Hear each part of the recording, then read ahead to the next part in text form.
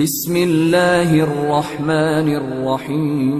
تو میں ایک ایسی وظیفہ بتاتا ہوں کہ انشاءاللہ تمام غم اور پریشانیاں دور ہوں گے۔ اس آیات کی برکت سے اللہ تعالیٰ تمام غموں کو دور فرماتے ہیں۔ جب بھی کوئی مسلمان شخص اسے پڑھا کر دعا کرے گا تو اللہ تعالیٰ اس کا دعا قبول فرمائے گا۔ سنن ترمذی حدیث نمبر 3505۔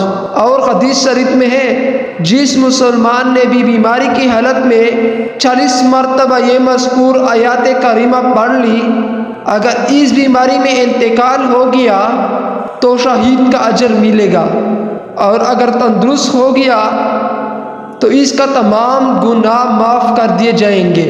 وہ کون سی وظیفہ ہے؟ وہ یہ وظیفہ ہے کہ 40 مرتبہ مذکور آیات کریمہ پڑھ لی۔ وہ یہ ہے، لا الہ الا انت سبحانک انی کنت من الظالمین۔